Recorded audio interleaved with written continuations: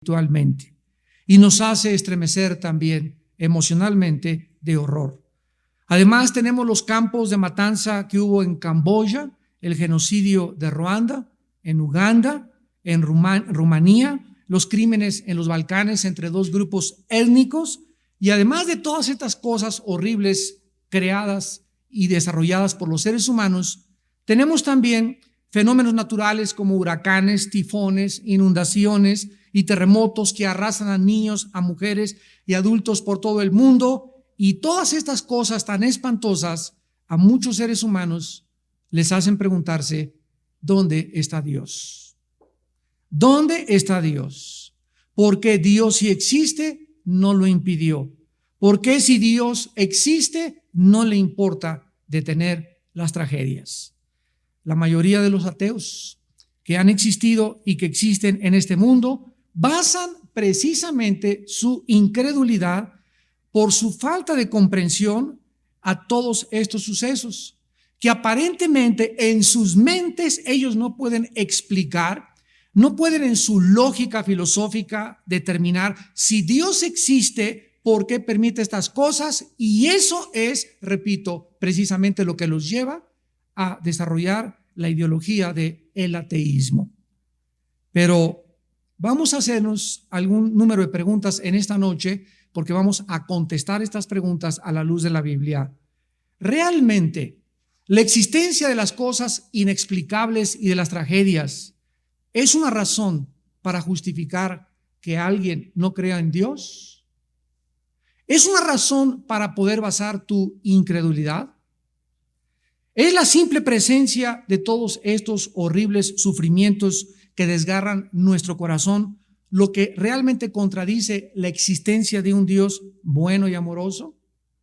O sea, por el hecho de que tú no entiendes lo que está pasando y de lo que desde tu punto de vista consideras como crueldad, es justificable que tú concluyas en tu bitácora y que apuntes en tu resumen o en tu diario personal: después de contemplar el mundo y el basurero que es el mundo y las tragedias del mundo, concluyo no puede haber Dios, porque de acuerdo a tu pensamiento, si Dios existiera, no permitiría tantas cosas malas que suceden en el mundo. ¿Es verdad entonces que la presencia del sufrimiento en el mundo significa la ausencia de Dios? O sea, por el hecho de que haya tanto sufrimiento, ¿esto implica que Dios no existe? ¿Es insuperable este obstáculo para tener fe? ¿Podrá alguien decir, yo no puedo tener fe mientras veo el mundo como se encuentra? Para creer con sinceridad en un amor que Dios manifiesta y en su omnipotencia, ¿tengo que pasar?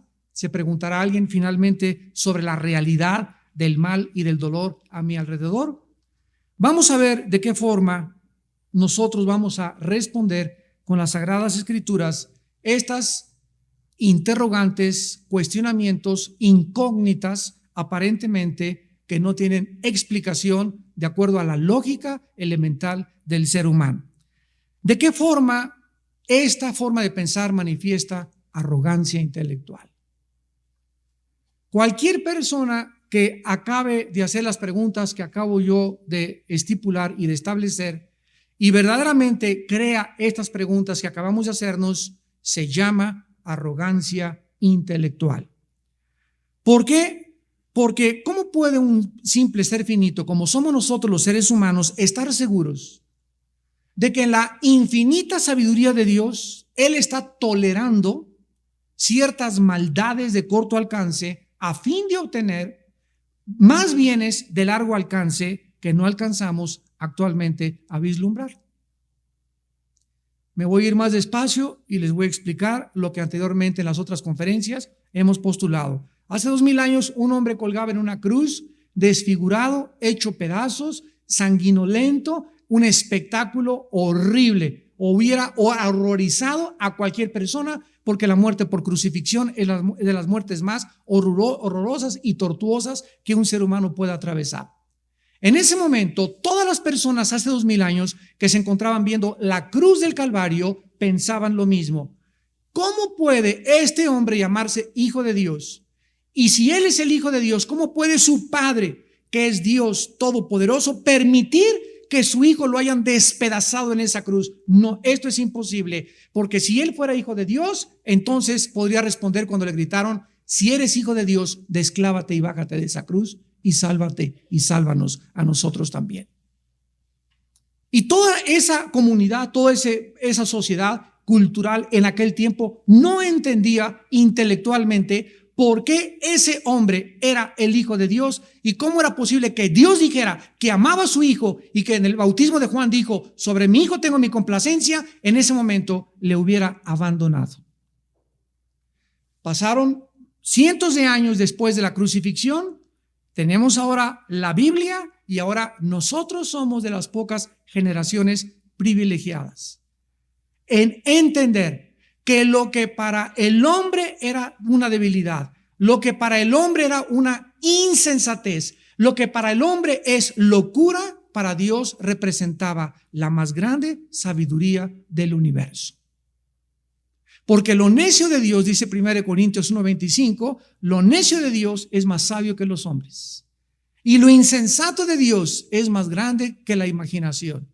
Y lo que el hombre nombra débil, insensato, absurdo, locura, no lo entiendo, para Dios representa sabiduría. O sea que Dios escoge deliberadamente esta forma de actuar para enloquecer la sabiduría de los sabios. Vamos rápidamente a 1 Corintios. Los que hayan desayunado esta mañana lo van a entender. En 1 Corintios capítulo 1, dice la Biblia en el versículo 18: porque la palabra de la cruz es locura a los que se pierden. ¿Ven ustedes? Desde el punto de vista humano, desde el punto de vista finito, desde el punto de vista natural de mi pensamiento, no me importa que tengas 3 doctorados o títulos académicos o que te llames Carlos Sagan y que seas astrofísico y que seas un gran pensante. Desde el punto de vista bíblico, divino, espiritual, la mente del hombre finita es incapaz de alcanzar a comprender los pensamientos de Dios. Simplemente a nivel científico, un científico ateo es un científico limitado, porque la ciencia, el científico tiene que reconocer, tiene forzosamente un límite. Y si esa persona no considera que puede haber dentro de lo natural lo sobrenatural, se quedará siempre en el terreno de lo natural. Y sus experimentos que pasen o trasciendan lo natural serán inexplicables. Por ejemplo, el fenómeno ovni. Actualmente los astrofísicos y astrónomos y los que estudian al fenómeno ovni, si no creen que hay un mundo sobrenatural que está más allá del mundo físico visible, pues dicen, ¿verdad? Es que son extraterrestres y vienen de Marte, no sé qué tantas cosas. Y ahora los mismos físicos y los mismos astrónomos han demostrado que es imposible científicamente que haya vida en más de 500 millones de galaxias cercanas a la Tierra, por la velocidad, por el factor de la luz, por el factor del tiempo, por miles de cosas. Entonces, ¿cómo explicamos esa aparición en el cielo de esos fenómenos naturales que se llaman objetos voladores no identificados? La Biblia es un libro que nos abre lo natural, nos permite entrar a lo sobrenatural y nos revela que no estamos solos. Un mundo nos vigila. No es cierto. Dios dice en la Biblia que estamos rodeados de seres extraterrestres.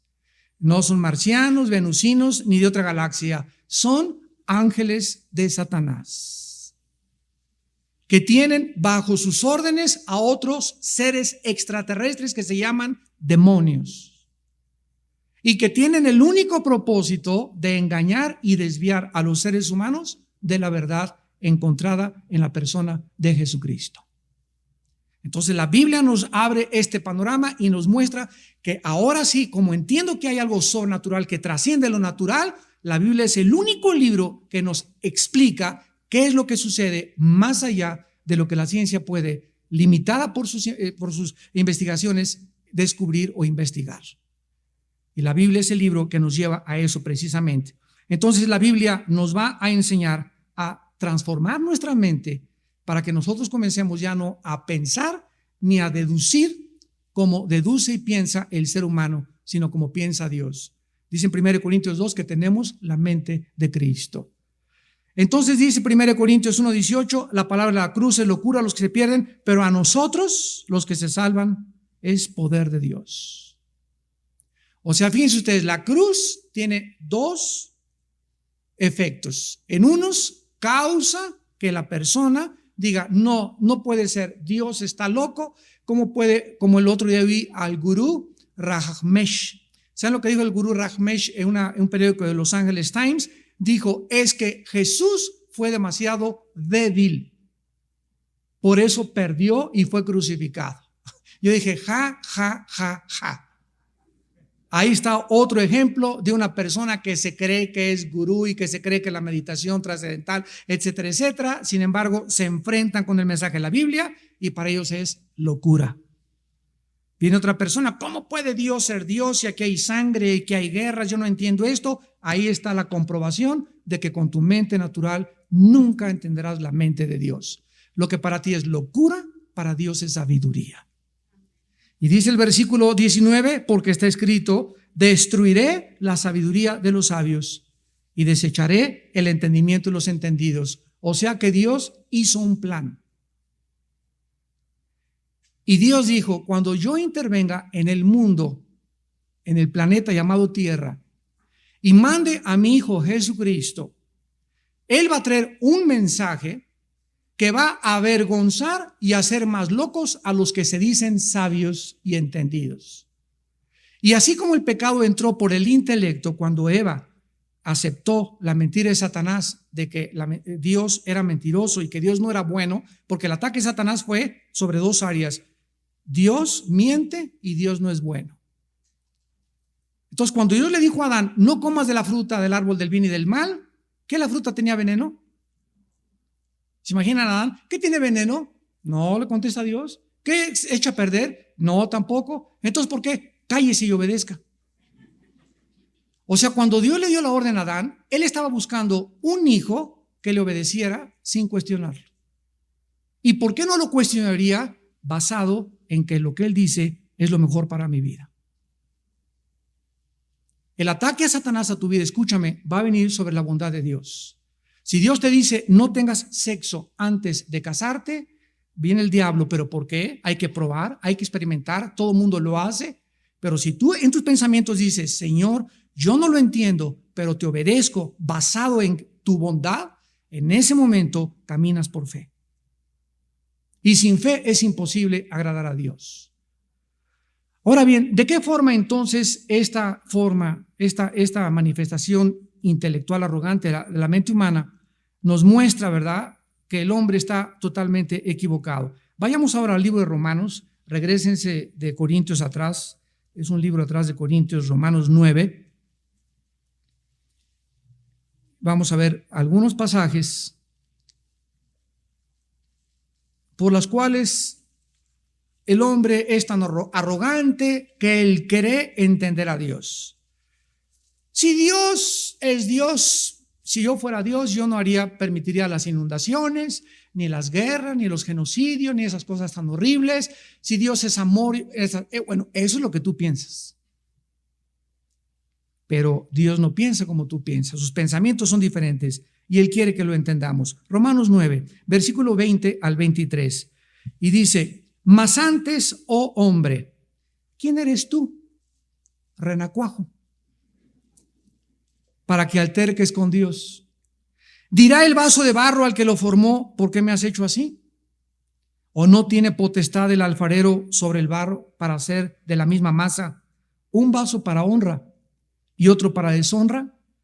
¿Y qué si Dios, queriendo mostrar su ira y hacer notorio su poder, soportó con mucha paciencia los vasos de ira, vasos de ira, preparados para destrucción, y para hacer notorias las riquezas de su gloria, las mostró para con los vasos de misericordia que Él preparó de antemano para gloria? ¿Qué nos está diciendo la Biblia? Nos está diciendo lo siguiente: yo soy el alfarero, es una persona que se dedica a hacer objetos de barro. Entonces hago una cazuela de barro y le doy forma a la cazuela de barro, Y entonces, después de que hago esa cazuela de barro, necesito meterla al horno para que el horno pueda ya solidificar su masa y pueda ya, etcétera, etcétera, hacerla ya estable y después sacarla. Mientras el vaso de barro está dentro del horno, el vaso, si pudiera pensar, diría, mi amo no me quiere, porque me está aplicando mucha presión, mucho calor. Ya, y comenzaría a gritar, sáquenme de aquí, sáquenme de aquí. Si tú fueras un vaso de barro, haría lo mismo. ¿Por qué? Porque no podría entender por qué lo metieron a ese horno. Si un oso cayera a una trampa y un cazador lo quisiera sacar de la trampa, por lástima de que el oso cayó en la trampa, el cazador trataría de acercarse al oso y el oso, como no entiende que el cazador lo quiere sacar de la trampa, pelearía aún más contra el cazador porque él no entiende cuáles son las intenciones del cazador. Si el oso tuviera la mentalidad del cazador, no pelearía contra él. Entonces el cazador decide poner una inyección y narcotizarlo. Y cuando se acerca a meterle la inyección, el oso pega más de gritos porque dice, ahora más mal me quieren hacer. ¿Ustedes creen que nosotros y Dios somos iguales a nosotros y el oso? ¿Tú te podrías comparar exactamente nuestra posición junto con Dios, con nosotros, con el oso, con nosotros? Nosotros, por no entender claramente el plan de Dios, creemos que para nosotros es malo esto, creemos que Dios no me quiere, creemos que si me quisiera no me haría sufrir, que si Dios fuera bueno no hubiera dejado que su hijo muriera en la cruz del Calvario, porque sus pensamientos no son nuestros pensamientos. Isaías 55, 8 y 9. Y sus caminos no son nuestros caminos. Entonces, ¿quién eres tú para que alterques con Dios? ¿Quién es ese vaso dentro del horno que le comienza a gritar al alfarero, sácame de aquí? Y el alfarero le sube más la temperatura. Entonces, Dios con nosotros trabaja exactamente de la misma forma. Nos permite que comencemos a conocerle a través de la Biblia. Ahora vayamos al libro de Job. Job tiene una antigüedad semejante al libro del Génesis. Es el libro más antiguo de la Biblia. Es el libro que contiene la más grande sabiduría de los secretos y de los misterios del universo. Hay un pasaje en Job donde dice, ¿hacia dónde irá el camino de la luz? La ciencia dice que la luz viaja, que la luz nunca está estática y que al contrario las tinieblas están siempre estáticas. ¿Qué cosa es las tinieblas? La ausencia de luz viajando.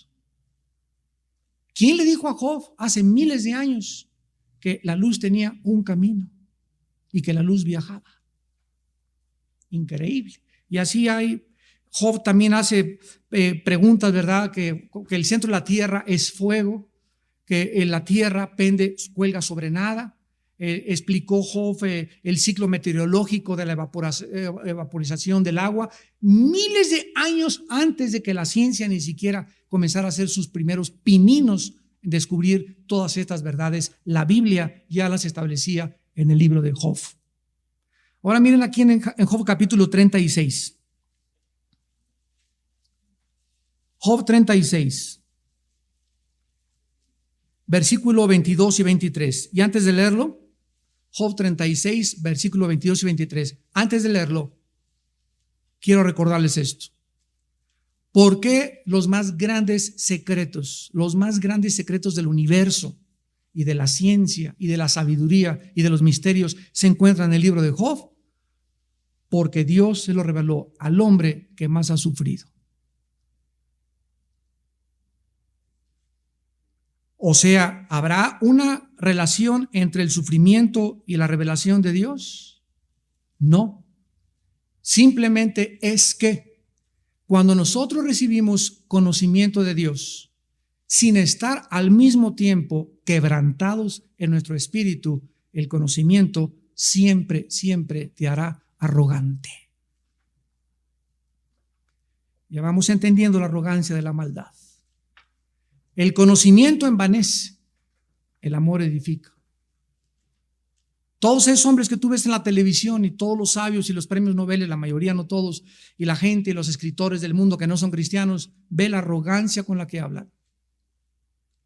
Ve la posición en la que están, cómo se burlan de Dios, se burlan de los cristianos, se burlan de esto. Miren, yo les conté hace 1982, 83, cuando vino el doctor Billy Graham, y lo puedo decir abiertamente, ¿verdad? Estuvimos en Los Pinos con el expresidente José López Portillo, y me escogieron a mí para traducir al doctor Billy Graham. El presidente López Portillo nos recibió ahí en Los Pinos, es la primera vez que yo entraba a Los Pinos, en su oficina particular.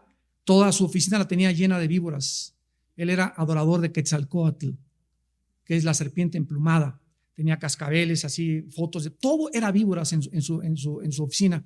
Y entra el doctor Billy Graham y ¿cómo le va, licenciado? Mi padre trabajó con él y por eso nos accedimos a que nos diera la cita. Mi padre ya murió y entonces lo sentaba el expresidente al doctor Billy Graham y se paró así y le dijo: ¿de qué me va usted a hablar? Y quiero hablarle de un hombre que murió en una cruz hace 2000 años. Ah, sí, ese Jesús, ¿verdad? Y me volteé y me dice a mí: a ver, Armandito, ese es predicador y cristiano como tú, ¿verdad? Ah, sí, ¿verdad? Él es hijo de mi hijo Armando. Sí, yo también creo en Buda. Buda también fue un gran hombre. Mahatma Gandhi también. Los grandes iluminados. No lo dejó hablar. No pudo considerar este hombre político en el máximo legislatura y el máximo clima que puede aspirar un hombre políticamente, la presidencia de un país. No pudo considerar por su arrogancia intelectual que ese hombre pudiera aportarle algo que pudiera bendecir su alma. La arrogancia de la maldad. Y así están todos: científicos, psiquiatras, psicólogos, presidentes, políticos, diputados, senadores. Se creen, como dicen en mi tierra, la salsa en huevo. No soportan, no creen que pueda haber alguien que les enseñe. Dice Job 36, 22 y 23. He aquí que Dios es excelso en su poder. ¿Qué enseñador semejante a él? Número 1, ¿crees tú? Vamos a asumir que Dios exista, que pueda haber alguien más que te pueda enseñar como él. ¿Podrá enseñarte algo más Mahatma Gandhi? ¿Tu gurú? ¿Tu maestro de meditación trascendental? Friedrich Nietzsche, Jean-Paul Sartre, Platón, Demóstenes. Todos son hombres, fatuos, limitados, finitos. Nuestra inteligencia, nuestra capacidad nunca podrá alcanzar la infinitud de Dios. Si el hombre quiere conocer a Dios, no lo va a alcanzar por sus pensamientos. Es necesario, dice la Biblia, que Dios se revele a nosotros. Si no, nosotros nunca hubiéramos podido alcanzarlo. Él tuvo que bajar del cielo y hacer un puente entre el cielo y la tierra para que nosotros pudiéramos subir. Él bajó para que nosotros pudiéramos subir. Y esa escalera, ese puente se llama Jesús. ¿Quién, versículo 23, le ha prescrito su camino? ¿Y quién le dirá: has hecho mal? A ver, asume que eres un niño que entras a segundo de primaria. ¿Ya que vas? A que me enseñen. Imagínate que llegues a segundo de primaria y le digas al maestro: ¿y por qué 2 y 2 son 4?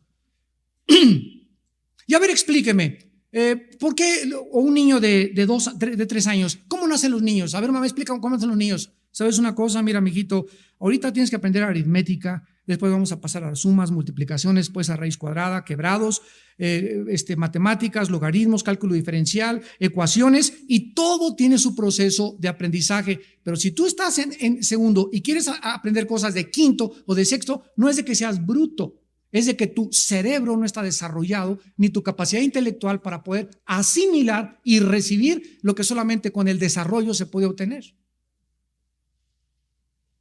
Entonces, entras a primero arquitectura o entras a una clase de japonés. A ver, ¿dónde dice, cómo se dice en japonés? Espérame tantito. Primero te voy a enseñar la A. Cuando entras, todos son jeroglíficos. Nada en japonés sabes. Pero después la A, esa es la B, esa es la C, esa es la D. Y conforme va pasando el tiempo, todo comienza a aclararse. Y ya no es un ambiente confuso el que tienes delante de tus ojos, ni un retrato disfigurado, sino ahora cobra sentido y entiendes que el japonés tiene otra manera de expresarse y comienzas a entenderlo. pero no es posible que llegues el primer día y le digas, a ver, ¿cómo se dice esto? ¿Y esto qué quiere decir? Yo no lo entiendo. Pues claro que no lo entiendes, estás comenzando a aprender japonés. Cabeza de lagarto. Y lo mismo con Dios, por el amor de Dios. Cuánta arrogancia. Si Dios es esto, dice, espérame tantito. A ver, ¿tú quién eres? Chinche, renacuajo de agua puerca. ¿Crees realmente que tu sabiduría y tus asunciones y tus presuposiciones son más grandes que los pensamientos de Dios? ¿Realmente lo crees? Arrogancia. Arrogancia. Llega Jesús y del cielo y dice, si ustedes no se hacen como los niños, no entrarán al reino de mi Padre. ¿Y por qué nos pone Jesús de ejemplo a los niños? Porque a un niño de 4 o 5 años lo programas y si eres budista, lo haces budista. Si eres católico, lo haces católico. Tienes lo que tú le pongas al niño, el disco duro lo tiene limpio. El programa, el software que le metas, ese es el que va a hacer porque su mente está limpia. ¿Cuál es nuestro problema con nosotros? Que traemos 10 programas. Traes el programa de Stalin, el programa de Marx, el programa de Freud, el software de Sartre, el software de Hitler, de los nazis, del liberalismo, etcétera, etcétera. Y cuando Dios quiere meter nuestro programa, necesitamos limpiar el disco duro totalmente. Necesitas ir al hospital de una computadora para que te saquen toda la información y te programen de nuevo, para que te configuren el cerebro que tienes. ¿Me vas siguiendo? Vamos ahora a Job capítulo 37.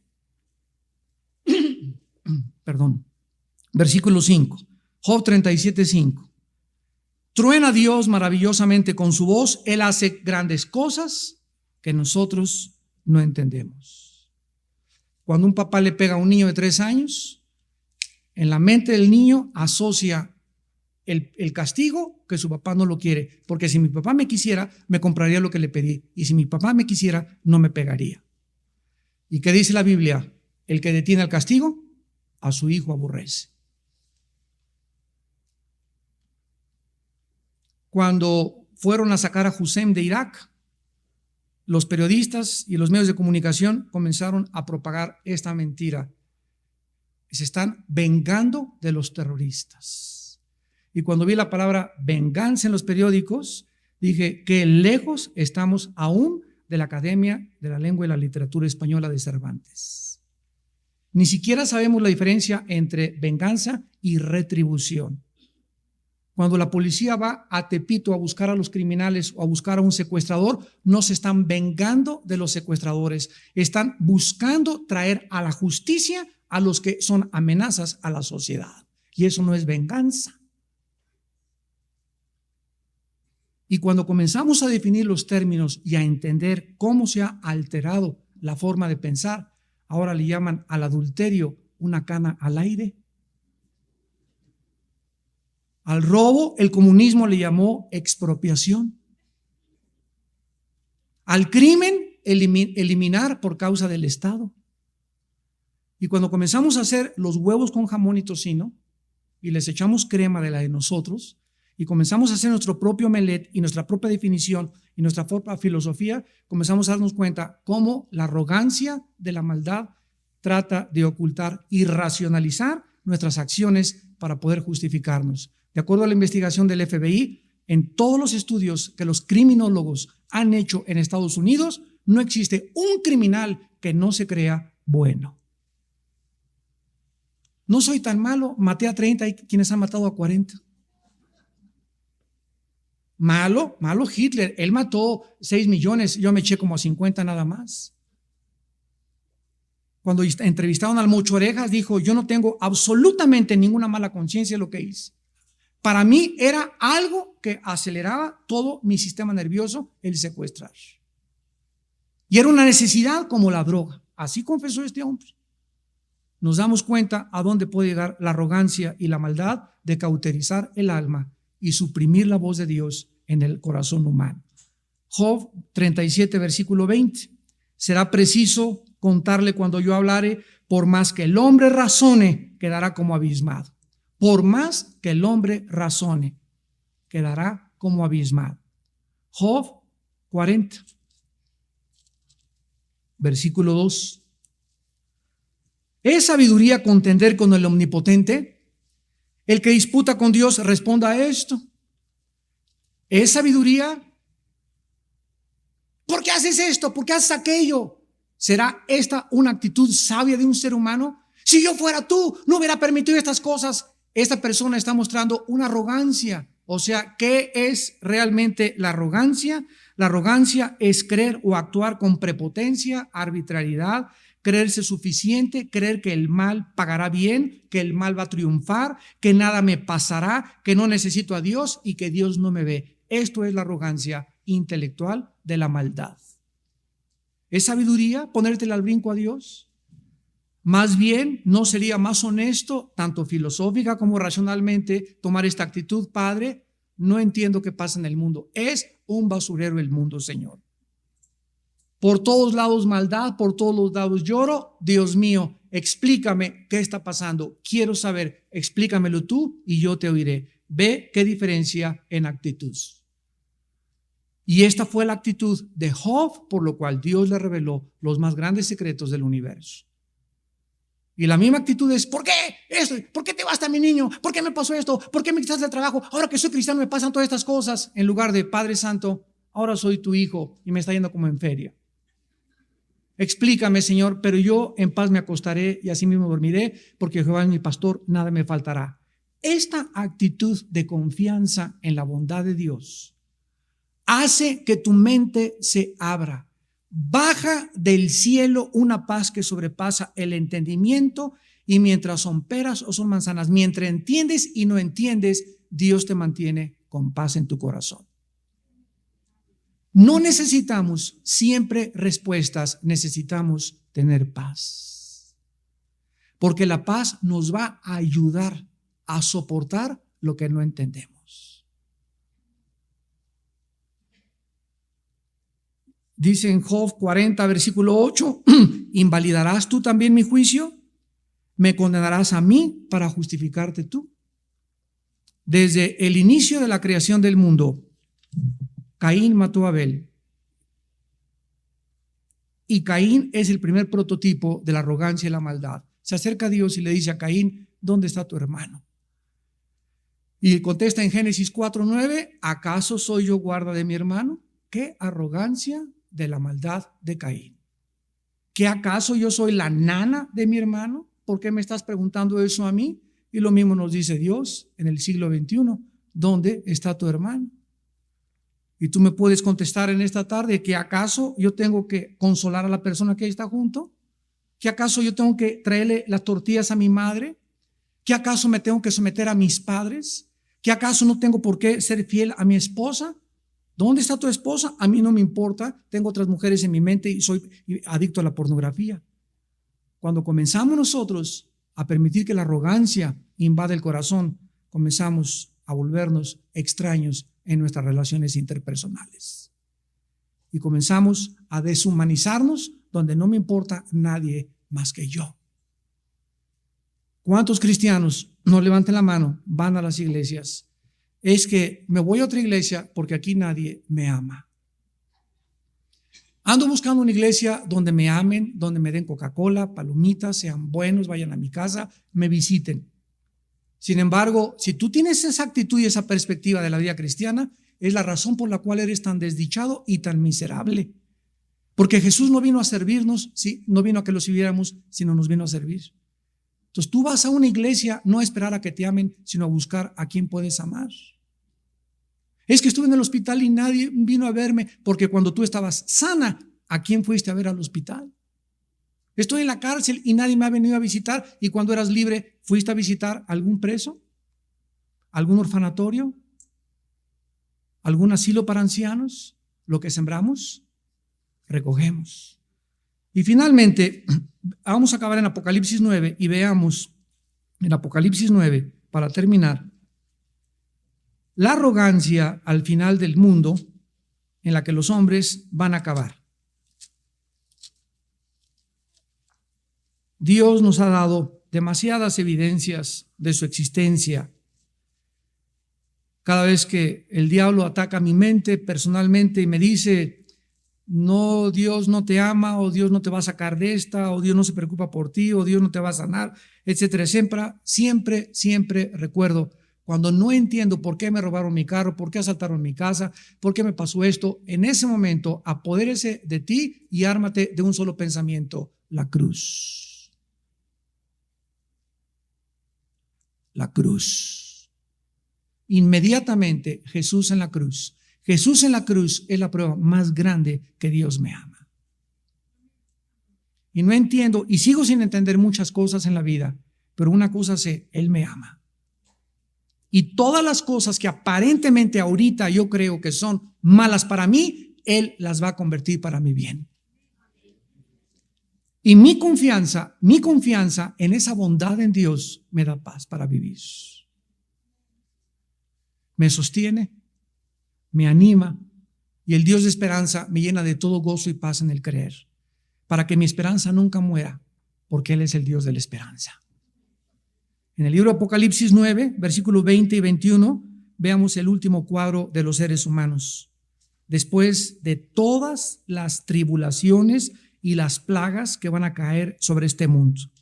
Dice Apocalipsis 9, 20 y 21. Y los otros hombres que no fueron muertos con estas plagas, ni aún así se arrepintieron de las obras de sus manos, ni dejaron de adorar a los demonios y a las imágenes de oro, de plata, de bronce, de piedra, de madera, las cuales no pueden ver, ni oír, ni andar.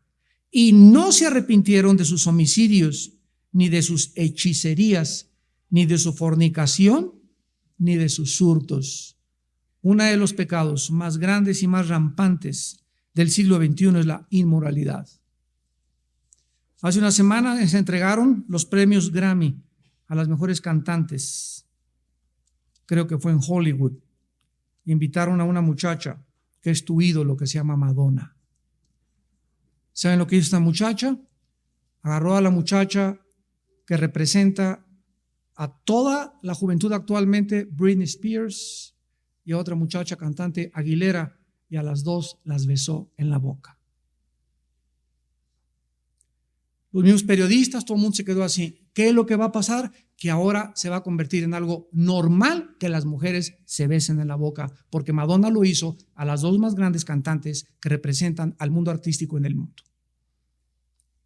¿Y qué es lo que está haciendo el diablo? Tomar mujeres como ella, como Michael Jackson, políticos, filósofos, a través de los cuales expresar una nueva ideología, un nuevo estilo de vida, que son las gentes que más el mundo adora e idolatra, y hacer las cosas que parezcan normales cuando Dios le llama a la homosexualidad y al lesbianismo pecado. Todos los que practican estas cosas, dice la Biblia, no heredarán el reino de Dios. Pero es la degradación a la que el mundo ha llegado. Leí los comentarios al otro día en los periódicos, todos eran favorables. Qué buen tino, qué trancazo se aventó Madonna. Qué bárbara, hace cosas inventivas que nadie se las sacó de un as que sacó de la manga, y qué muchacha más creativa. Le llamaron creatividad a el inicio de una relación lesbiana. Ahora es creatividad. Y así el mundo seguirá, tal como dice la Biblia, y no se arrepentirán, a pesar de todo lo que está sucediendo a nuestro alrededor. Esto se llama la arrogancia de la maldad. Oremos.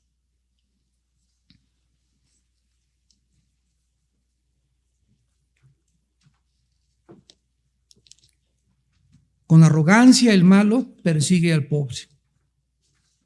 Se jacta del deseo de su alma. Desprecia a Dios. Por la altivez de su rostro no busca a Dios, porque no hay Dios en ninguno de sus pensamientos. Todos sus caminos son torcidos en todo tiempo. Dice en su corazón: no seré movido jamás. A todos sus adversarios desprecia y dice: nunca me alcanzará el infortunio. Llena está su boca de maldición y de engaños y de fraude. Debajo de su lengua hay vejación y maldad. Acecha para arrebatar al pobre y caen en sus fuertes garras. muchos y muchas desdichadas. Dicen en su corazón: Dios no nos ve, Dios no existe, Dios nunca me verá. Oh Padre, ten misericordia de nosotros. Jesús, te damos gracias por tu vida y por tu muerte en la cruz, y por haber venido a destruir el intelecto y la sabiduría humana con el mensaje de la cruz, para avergonzarnos y para que reconociésemos qué vanos son nuestros pensamientos y qué engañoso y perverso es nuestro corazón. Gracias, Señor, por venir y dar tu vida en una cruz en nuestro lugar, por haber abierto tus brazos y haber dado tu sangre y no haberte desclavado. A los ojos del mundo era una locura que quedaras en la cruz, teniendo el poder de no hacerlo. A los soldados romanos con tu voz los derrumbaste en el huerto de Getsemaní. A Lázaro con tu voz lo sacaste de la tumba. A Pedro lo hiciste caminar sobre las aguas. A Lázaro lo hiciste levantar.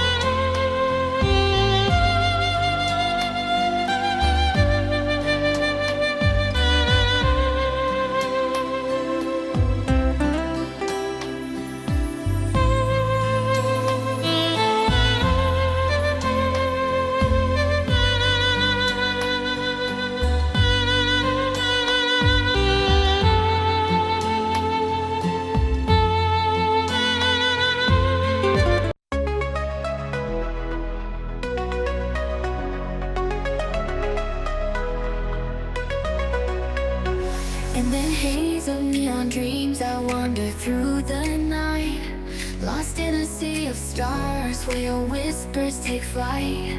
Electrified emotions, they dance around my heart in this digital garden where we never have to part.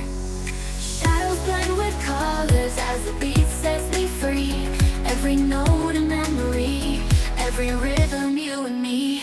Echoes of you in the thin waves, feel you near in the pulsing haze. Inside your world where we collide. You lost the rhythm in my mind, With the glow of city lights, our shadows intertwine in this kaleidoscope of love where the past and future align. With every step I take, I feel your presence strong in this digital symphony where our hearts belong. Shadows blend with colors as the beat sets me free. Every note a memory, every rhythm you and me. Echoes of you in the thin waves, feel you near in the pulsing haze. Inside your world where we collide.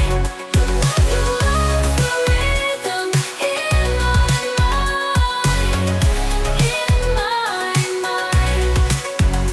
In the silence between the beats I find your voice. In the flicker of the lights I see your choice. Together in this dream we'll never fade. In the echoes of our love we'll always stay.